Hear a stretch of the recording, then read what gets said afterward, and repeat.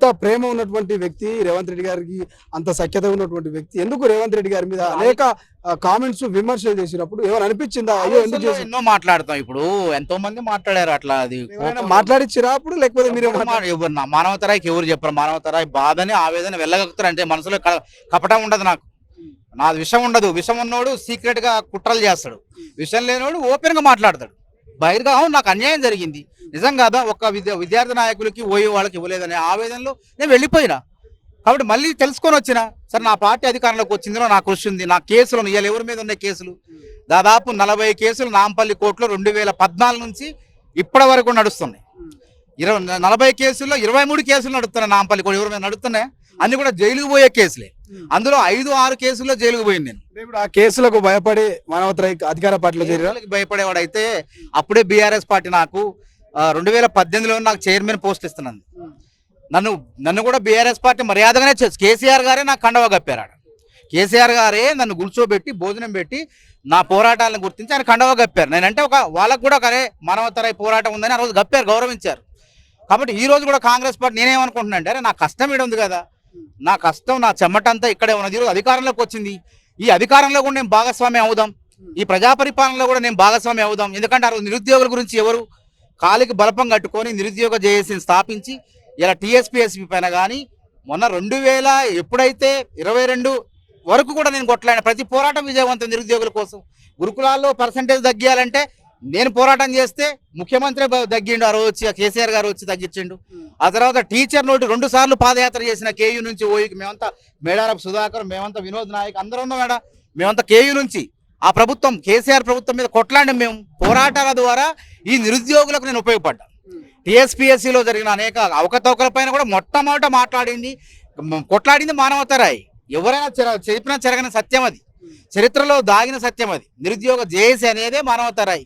ఆ తర్వాత సరే కష్టం నాది, ఫలితం ఇంకోటి రావచ్చు, కానీ ఆగుతా వెయిట్ చేస్తాం. మళ్ళీ నాకు అవకాశం రాలేదేమో, అదృష్టం రాలేదేమో, సమయం వచ్చినప్పుడు అన్నీ వస్తాం. మన ఏదో ఉరికినంత మాత్రాన పరిగెత్తినంత మాత్రాన మనకి ఏం రావు. ఎప్పుడు ఏం రావాలో అవే వస్తాయి. అందుకోసం ఓపికగా మళ్ళీ నా కన్న తల్లి పార్టీలో కాంగ్రెస్ పార్టీలోకి రావటం జరిగింది. ఎన్నో దెబ్బలు తిన్న ఈ పార్టీ కోసం ఎంతో త్యాగం చేసిన రాహుల్ గాంధీ గారు కూడా మాకు హామీ ఇచ్చారు గతంలో, విద్యార్థి నాయకులు న్యాయం చేస్తాం అన్నారు. అనే ఆవేశం భవిష్యత్తులో న్యాయం చేయొచ్చేమో, వెయిట్ చేస్తాం. మళ్ళీ ఇలా ప్రతిపక్షంలో న్యాయం చేయకపోవచ్చు, అధికార పక్షంలో కూడా ఏదో రకంగా ఉద్యమకారులకు విద్యార్థి నాయకులకు న్యాయం చేస్తారనే ఆశాభావంతోనే మళ్ళీ మనం ఈ పార్టీ జెండా బట్టి ప్రజల్లోకి సంక్షేమ పథకాలు ఇలా మరి గ్యారంటీల పేరుతో ఆ రోజు నేను కూడా 14,000 గడపలు తిరిగి ఆ గ్యారంటీలు పంచిన. సత్తుపల్లి నియోజకవర్గంలో చరిత్ర ఏ నియోజకవర్గంలో కూడా తిరగలే అట్లా. 14,000 గడపలు తిరిగిన ఏ గడపలో ఎక్కడున్నాయో మొత్తం గుర్తుపడతాను అన్నాడు. ఈ కాంగ్రెస్ పార్టీ పథకాలను ఆ రోజు మేము అధికారంలోకి వస్తే ఉచిత బస్సు కానివ్వండి, మహిళలకు కానివ్వండి, రైతులకు కానీ, నిరుద్యోగులు కానీ ఇవన్నీ కూడా చెప్పినాం. ఆ రోజు 5 లక్షల రూపాయలు ఇల్లు మంజూరు చేస్తాం, అధికారం ఓటేయండి అని చెప్పినాం. మేము చివరి మూమెంట్లో మాకు బాధతో ఆ విధంగా వెళ్ళిపోవడం జరిగింది. తర్వాత ఇప్పుడు అధికారంలోకి వచ్చింది, పార్టీ కూడా పిలిపించింది, రండి సొంత గూటికి రండి అంది. కాబట్టి పార్టీ పిలుపు మేరకు నా కన్నపల్లి పార్టీలోకి రావటం జరిగింది. మళ్ళీ నా ఒకటే రేవంత్ రెడ్డి గారు పిసిసి కావాలనుకున్నా అయ్యారు, నాకు అది సరిపోయింది. ముఖ్యమంత్రి కావాలని కోరుకున్నా ముఖ్యమంత్రి అయ్యారు. ఇప్పుడు నా లక్ష్యం ఒకటే, రాహుల్ గాంధీ గారు ప్రధానమంత్రి కావాలి.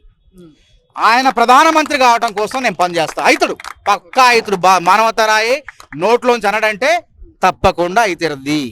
ఈ 3-4 నెలల పాటు బీఆర్ఎస్ ఆ యొక్క పరిస్థితి, వాతావరణం, నాయకుల పరిస్థితి ఎట్లా ఉంది అక్కడ, ఏమనిపించు? బీఆర్ఎస్ పార్టీ చాలా మంది నాయకులు కూడా పార్టీని వదిలిపెట్టి వేరే పార్టీలో పోతున్నారు. ఆ పార్టీ ఏంటంటే 10 ఏళ్ళ అధికారంలో కొన్ని తప్పులు వైఫల్యాల వల్ల ఆ పార్టీని విడిచిపెట్టి పోతున్నారు. కాబట్టి నేను మొదట అప్పుడు కూడా చెప్పాను, నేను ప్రతి డిబేట్లో చెప్పాను, నేను బీఆర్ఎస్ పార్టీకి పునాదులు లేవు, అసలు గ్రామ స్థాయిలో కమిటీలు లేవు దానికి. ఆ పార్టీ ఒక్కసారి ఓడిపోయిందంటే అది ఖతం అయిపోతుంది అని 100 డిబేట్లు మీ ఇంటర్వ్యూలో కూడా చెప్పిన. మీరు తీసుకుని తొలి వెలుగు ప్రారంభంలో చెప్పిన. కాకపోతే ప్రజలు మాకు 18లో అధికారం ఇవ్వలేదు, వాళ్ళకి అవకాశం ఇచ్చారు. ఒక బండ పగలాలంటే కేసీఆర్ అనేటువంటి బండ పగలాలంటే 1వ దెబ్బకు పగలదు, 2వ దెబ్బకు పగలదు, ఇట్లా చాలా డిబేట్లు చెప్పిన. 3వ దెబ్బకు పగలదు, 4వ దెబ్బకు నిర్రిస్తుంది, 5వ దెబ్బకు కొంచెం విడగొడుతుంది, 10వ దెబ్బకు పక్కుమంటది అని చెప్పిన. అట్లనే 10వ దెబ్బకు 10 ఏళ్లకి ఇలా కేసీఆర్ బండ బగిలిపోయింది. ఈరోజు ప్రజలు తీర్పిచ్చారు, కాంగ్రెస్ పార్టీకి అవకాశం ఇచ్చారు. కాబట్టి అవకాశం వచ్చినప్పుడు కాంగ్రెస్ పార్టీ ఏంటంటే మళ్ళీ ఒక 10 ఏళ్ల పాటు కాంగ్రెస్ పార్టీ అధికారంలో ఉంటుంది తప్పకుండా 100%. ఎందుకంటే ఇది ఉమ్మడి రాష్ట్రంలో కూడా చరిత్ర ఇది. రాజశేఖర రెడ్డి గారికి 10 ఏళ్ళ అవకాశం ఇచ్చారు, కేసీఆర్ కూడా 10 ఏళ్ళ అవకాశం ఇచ్చారు. ఇప్పుడు రేవంత్ రెడ్డి గారికి కూడా, కాంగ్రెస్ పార్టీకి కూడా రాహుల్ గాంధీ గారి నాయకత్వంలో 10 ఏళ్ళు అవకాశం ఇస్తారు. ఎందుకంటే ఇల్లు నిర్మాణం. ఎందుకంటే కేసీఆర్ వైఫల్యాలు నేను గ్రామాల్లో తిరిగినప్పుడు ప్రజలు ఏమడిగారంటే, అయ్యా మాకు ఇల్లు కావాలని అడిగారు. మాకు ఇల్లు కట్టి పెట్టండి, మీకే కాంగ్రెస్ పార్టీకి ఓటు అన్నారు. మేము ఇల్లు కట్టి పెడతాం, మాకు ఓటు వేయండి అని మేము చెప్పినారు. 5 లక్షల రూపాయలు మంజూరు. అది కేసీఆర్ చేయాలి, డబుల్ బెడ్రూమ్ అండు కాలయాపన చేసిండు. పేదవాడికి ఏం కావాలా? కూడు గూడు. ఫస్ట్ పేదవాడు అదే. ఇలా పేదలు కోరుకునేది ఇల్లు కావాలని కోరుకుంటారు. కాబట్టి కాంగ్రెస్ పార్టీ రేపు ఎట్లాగో పార్లమెంట్ ఎలక్షన్లు అయిపోయింది, ఆల్రెడీ ప్రారంభించింది. ఇల్లు కట్టే మంజూరు చేసే పథకాన్ని ప్రారంభించింది. తప్పకుండా ఈ రాష్ట్రంలో ఇల్లుగా మొదట విడతగా 4.5 లక్షల పైచిలకు ఇల్లు కట్టే ఏర్పాటు ఈ రాష్ట్రంలో. రుణమాఫీ అన్ని రకాల ఆగస్టు లోపు కేసీఆర్ రేవంత్ రెడ్డి గారు రుణమాఫీ చేస్తారు. ఇచ్చిన ప్రతి వాగ్దానం కూడా నెరవేర్చేందుకు మేమంతా ఇవాళ డాక్టరేట్లు వీళ్ళంతా తెలంగాణ ఉద్యమం జెండా బట్టి కేసీఆర్ గారు తెలంగాణ ఉద్యమం ఆ రోజు కాకతీయ యూనివర్సిటీలో కొట్లాడిన వాళ్ళు వీళ్ళంతా, మేమంతా కూడా ఉస్మానియా కాకతీయ అందరం కలిసి కూడా ఈరోజు మనసు మార్చుకొని ఇవాళ కాంగ్రెస్ పార్టీ తెలంగాణ ఇచ్చింది. మనం మళ్ళీ ఆ పార్టీలో చేరదాం, మన పార్టీలో మనం చేరదాం అని చెప్పేసి ఇలా ఈరోజు ఈ కార్యక్రమంలో చేరటం జరిగింది.